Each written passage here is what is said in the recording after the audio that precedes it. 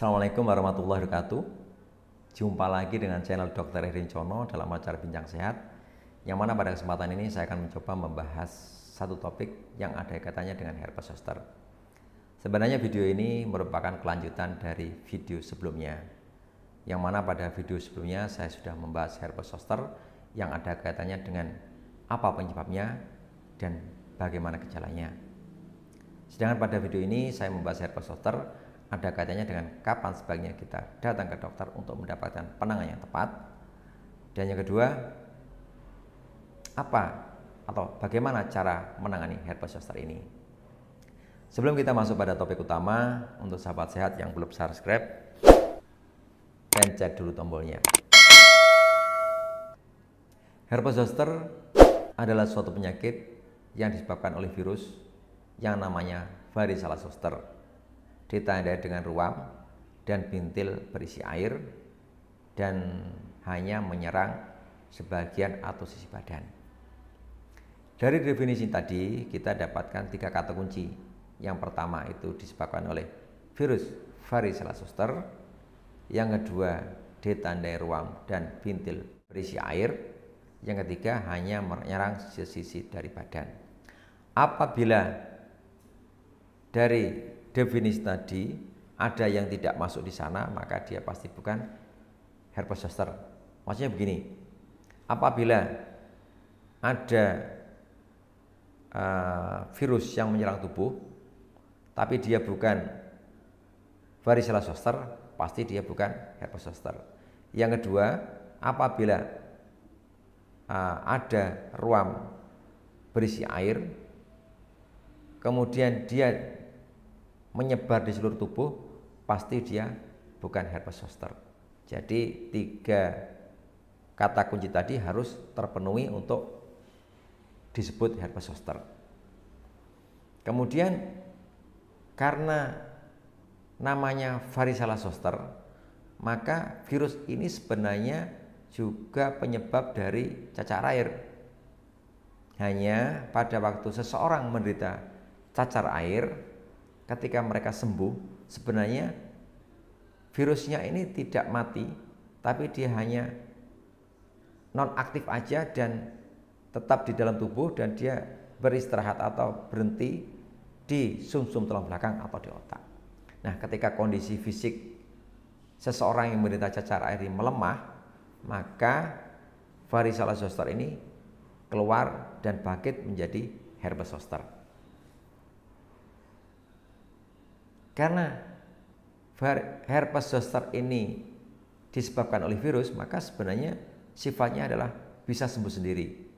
Hanya sebaiknya herpes zoster ini segera diobati, walaupun tidak berbahaya, tapi sangat menjengkelkan dan bisa menimbulkan komplikasi yang jujur aja tidak nyaman untuk dirasakan. Misalnya rasa panas, tegang atau kaku di bagian yang terinfeksi itu yang berjangka panjang, bisa berbulan-bulan. Itu cukup menjengkelkan. Jadi lebih bagus dilakukan pengobatannya tepat.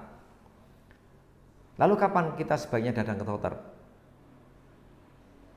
Walaupun virus ini dibiarkan bisa sembuh, tapi paling aman kita datang ke dokter. Tentunya ada beberapa alasan supaya kita cepat berobat. Yang pertama, apabila usia kita itu sudah di atas 60 tahun. Kenapa? Karena pada waktu usia kita masuk 60 tahun, maka kondisi fisik kita memang sedikit menurun. Maka berpotensial akan timbul banyak komplikasi. Umpamanya bisa menimbulkan infeksi tambahan. Jadi bukan hanya bukan hanya herpes zoster, tapi kadang-kadang ada bakteri masuk di sana. Jadi ada infeksi sekunder di sana, sehingga berpotensial penyembuhan lebih lama dan rasa nyeri yang berkepanjangan. Yang kedua, apabila kondisi kita itu menderita penyakit menaun sehingga daya tubuh kita menurun.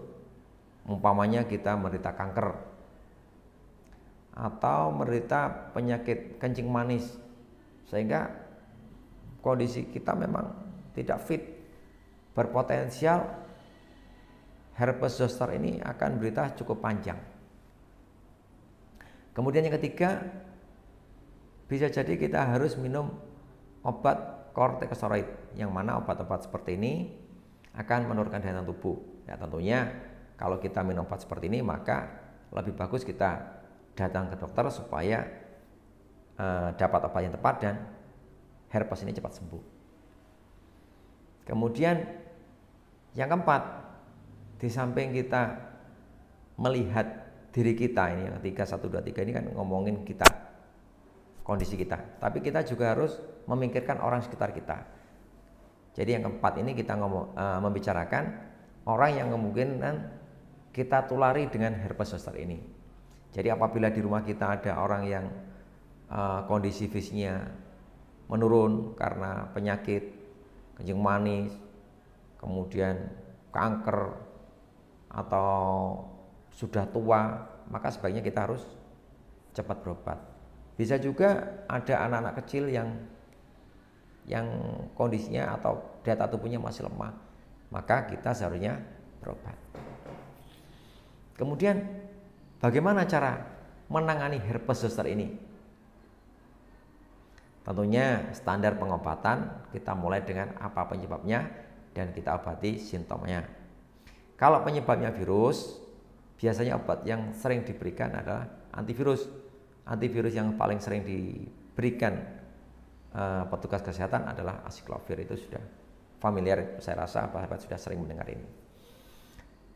Nah, yang kedua, setelah kita ngobati penyebabnya, kita ngobati keluhannya. Dan keluhannya ini sifatnya personal, setiap orang masing-masing. Jadi tidak sama antara satu orang dan yang lain. Kalau badannya panas tinggi, ya kita kasihkan obat penurun panas, umpamanya paracetamol. Kalau ada badannya terasa nyeri, sakit semua, ya mungkin kita tambahin obat untuk mengurangi rasa sakit ini, misalnya antalgin atau sejenis asam mefenemat umpamanya. Dan apabila ada rasa gatalnya, maka bisa ditambah dengan antihistamin. Jadi dapat disimpulkan dari video saya ini, pengobatan untuk herpes zoster yang pertama adalah antivirus, kemudian yang kedua untuk mengurangi rasa nyeri, kemudian yang ketiga untuk mengurangi rasa gatal. Saya rasa cukup sekian info saya mengenai herpes zoster yang ada katanya kapan sebaiknya kita datang ke dokter dan bagaimana penanganannya. Semoga bermanfaat. Assalamualaikum warahmatullahi wabarakatuh. Salam.